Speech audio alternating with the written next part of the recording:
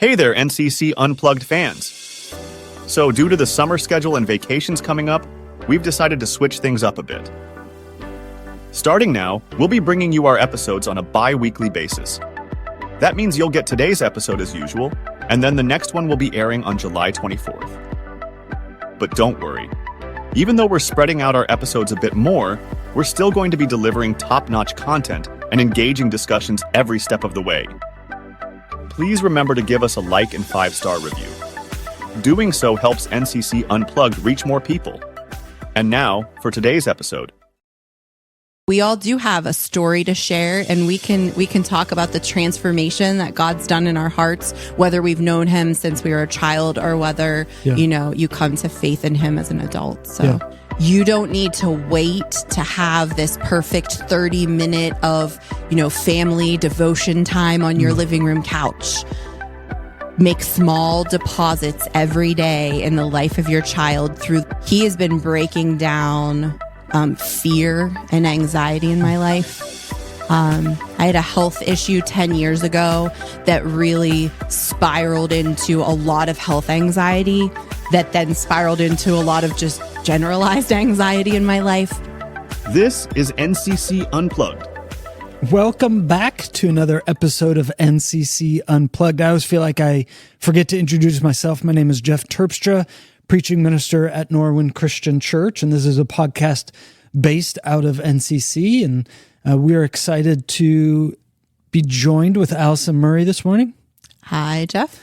Allison Murray is our director of children's ministry here at NCC, and something that I have not done yet on this podcast is kind of just interview her about herself. So that's what we're going to be doing today. I'm excited. Yeah. So you may have heard other interviews and just kind of getting to know other church members. I hope you've been encouraged as I have been.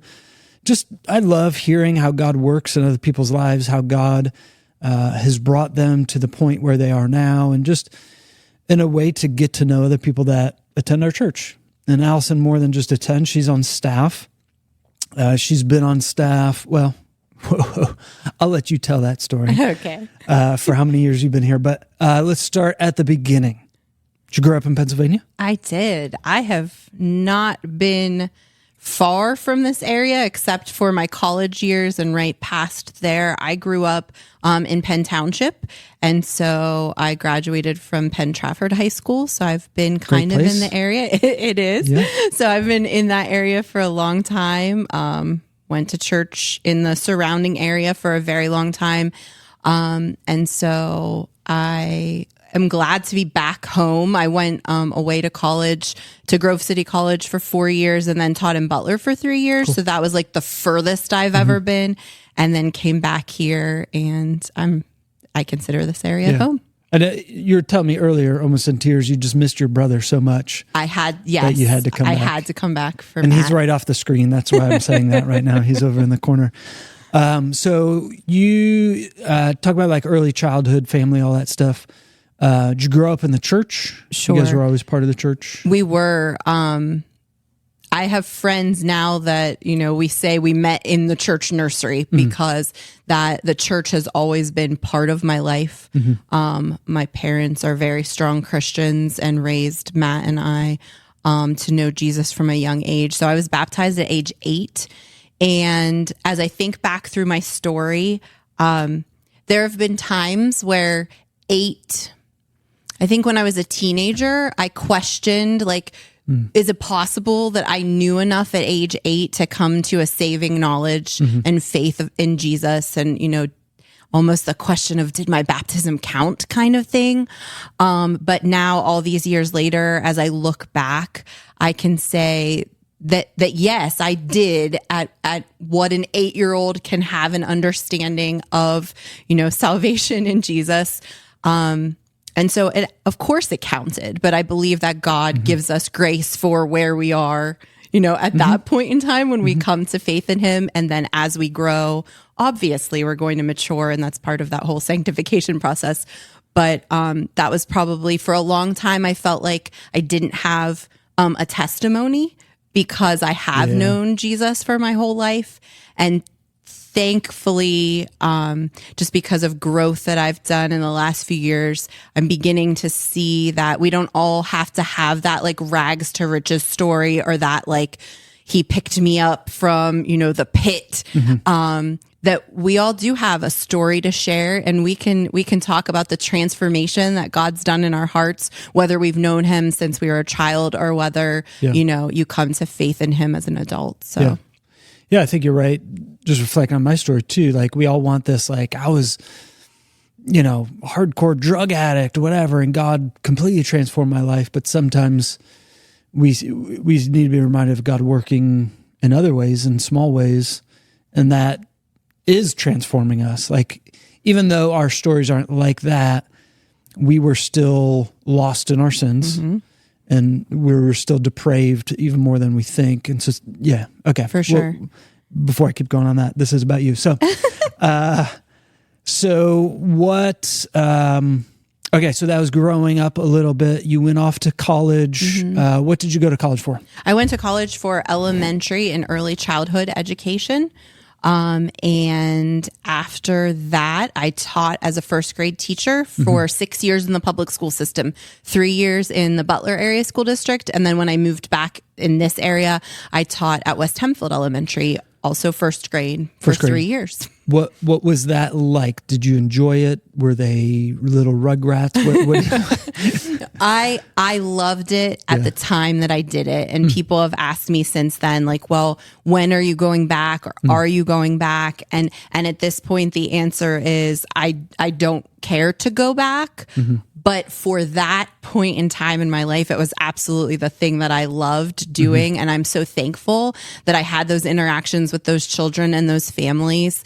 But it's changed a lot since I was a teacher. And I think the thing that I loved most was being able to see what my particular students needed and then kind of construct an education for them. And now you really have to like use the teacher's manual and follow the curriculum. There's a little bit less autonomy than there was when I first started. And so I don't know that I would enjoy going back now because the situation is different. Yeah. But it was great when I did it. I really love the connections with those kids and their parents. And during that time you got married. Yes. So my husband, Jim, and I have been married for 19 years. We just celebrated our 19th anniversary on June 4th. And so in kind of time with getting together with Jim, it's almost like the same timeline as I started attending here at Norwin. So I've been at Norwin like one more year than I've been married. So this is my 20th year here as a member of Norwin Christian Church. So say that again. He was here first. He was. He was attending Norwin first. What was that meeting like? Who arranged this? So my brother Matt knew Jim from a Bible study that they had been attending together. And I hadn't been dating anyone in a while, and he was like, "Oh, we should meet. You should go and meet Jim Murray." And so the first Sunday that I came here as a guest to meet him, there was a funny story. If you remember a couple of years ago, we did those videos with our spouses. Yeah. So you can go back and watch that and hear the whole thing. But that Sunday morning, there was another girl that was kind of like hanging nearby him, and we assumed that must have been his girlfriend. And so I kind of left feeling a little dejected, but found out later that no, she was just a girl that was maybe interested in him, but they were not dating. So our first meeting was a little bit strange, but we quickly became friends, and then he asked me out on a date, and the rest is history. Church is a great place to meet others, future spouses, potentially. For sure. So if you need anybody, let us know. Okay, so you're a teacher. No, you're not. You're working here at NCC. So tell us a little bit about that. You were stay-at-home mom for a while. Just walk us through that story a little bit. Okay. So when we had our daughter Lily, who is going to be turning 17 this fall in September, when we had her, I resigned my position at West Hempfield because Jim and I both knew that I wanted to be a stay-at-home mom, and we were blessed to be able to do that. And so I stayed at home with Lily and then our son Cooper, who just turned 14, for quite a number of years. In those years, I did things like teach private piano lessons in my living room. I did some private tutoring at the library because I have my reading specialist degree. And so I did a lot of reading tutoring for a couple of summers. So I was doing some kind of like side jobs, but I was primarily a stay-at-home mom for all of those years. I've been homeschooling since Lily began kindergarten. So that's been a big part of what I've done. But Maureen Grattan took me under her wing as a volunteer many years ago. She was the Christian education director. And she just one year said, how would you like to co-direct VBS with me? And this is at this point over a decade ago. It's probably been like maybe 12 years at this point or something like that. And I started co-directing Vacation Bible School with Maureen, which gradually just led to Maureen and I working in tandem a lot. She on staff, me as a volunteer. And I was really just starting to come to love the children's ministries here and understand what it looks like. And so when it came a point in time where she knew she was headed towards retirement, not quite ready yet, the elders asked me to come on board as an assistant. And so since 2019, I've been on staff starting in that assistant role. And then when Maureen retired, we kind of reworked her position a little bit. And it's morphed into the director of children's ministries position that I have now, that I have had since February of 2021. Cool. So talk about how you saw God working in all of that, from bringing you to where you were as a teacher to where you are now and all that. The thing that I notice most and that excites me just about how God works in our lives is the fact that when I was back as a student at Grove City College, I envisioned teaching being the thing I would do until the age of retirement, because I always had this plan in my mind. Oh, being a teacher fits so well with your children's schedules. I can be off with them in the summer. I can be off on holidays, so I always had this short-term vision of, I will stay home for a few years with young children. And then when they go off to school, I'll go back. And so as a college student, ministry was not on my horizon at all. It was all about teaching in the public school for, all of that time. And then God changed those plans once Jim and I had children.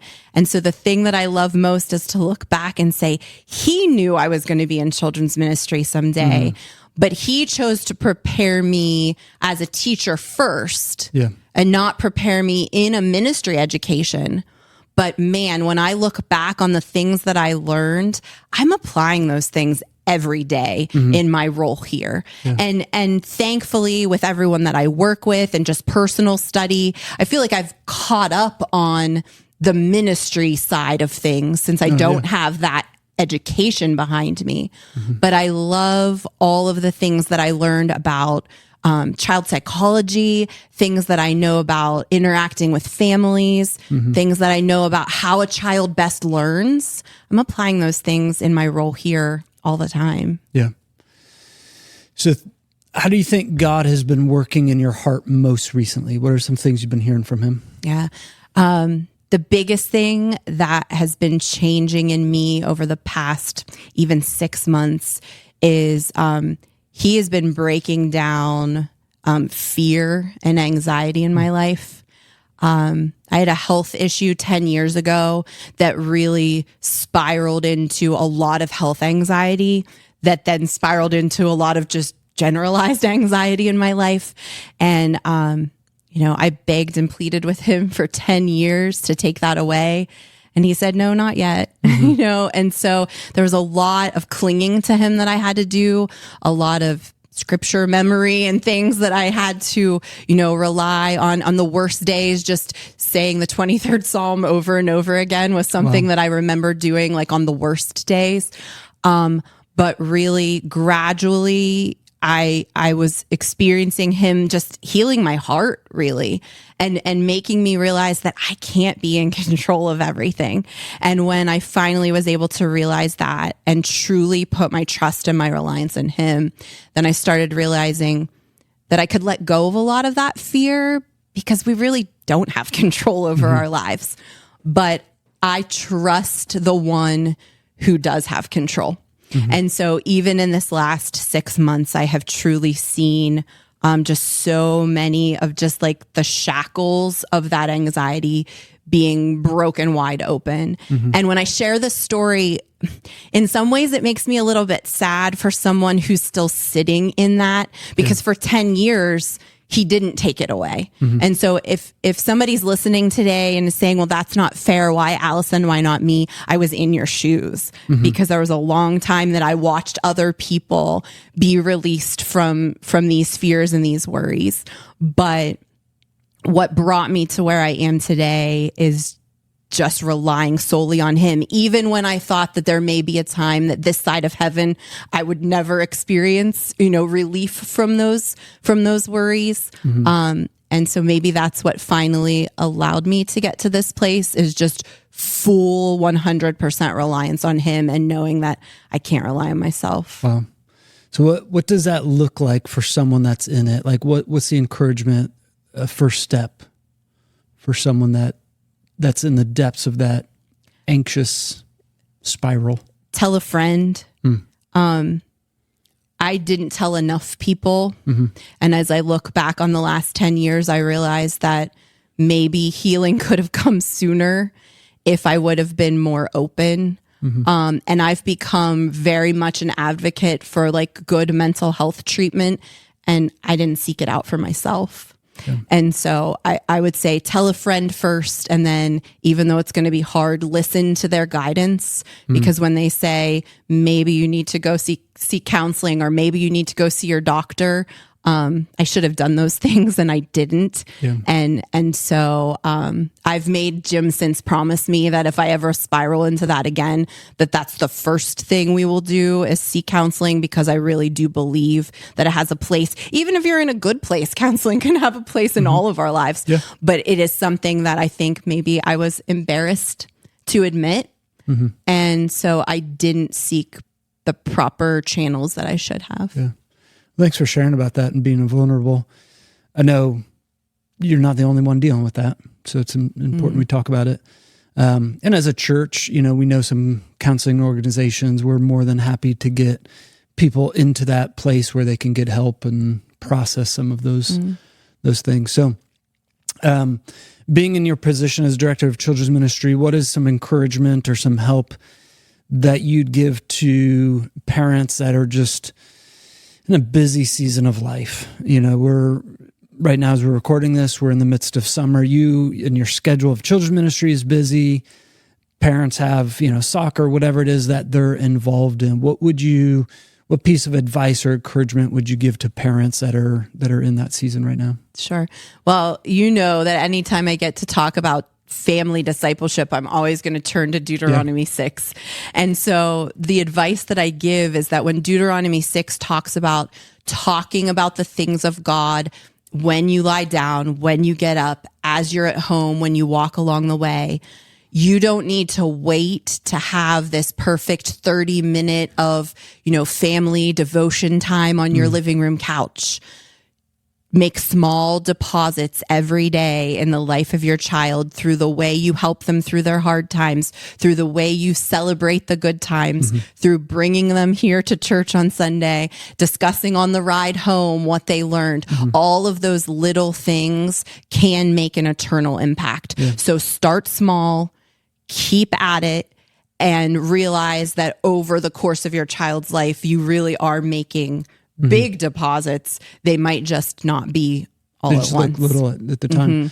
So give us an example from your life. What is something that you guys did, and this is unique to your family, this isn't a prescription for everybody. What is something that you found worked in the rhythm of your family? Talking about important things around the dinner table. We are not always able to have dinner together, but on the nights that we can, we've always placed a priority just on having really open discussion. And so by starting it there at a place that we were already spending time together, then that created a culture in our home where everyone has been very free to communicate with one another. So then that spirals into, we can have discussions in the car, or we can have discussions out at an event or things like that. As questions come up, the kids are free to just ask them because they know that we have created a culture where we're not afraid of hard questions. And so we just want to be really open. And so that was something we started really young, is just having good discussion at dinner so that they knew they could be safe to have discussion with us anywhere. Yeah, cool. Well, anything else for our listeners today? I think just as families, as we look, I think as you look at the calendar here at Norwin Christian Church, you can tell that we do place a priority on children learning the things of God and spending time and connecting in community with one another. So I would say families, look for those opportunities and get involved when you can. And then also just know that we're here. I think that's one of those things that, sometimes in my role, because it can tend to be a little administrative at points, I think sometimes people don't realize that I would love to sit down and have a conversation with you or with your children. And so please feel free to reach out to me at any point, and I would love to walk along, the life of your family and help you find ways to help your children connect more with Jesus. Cool. One last question for you before we wrap up. What is one act of kindness that someone did for you that you will never forget? That is a pretty easy one. When we had Lily, I was in MOPS at the time, and the women in MOPS, plus in just like other areas of my life, made so many meals for us. And I laugh thinking about it though, because at one point we had like 7 versions of lasagna, or some Italian meal.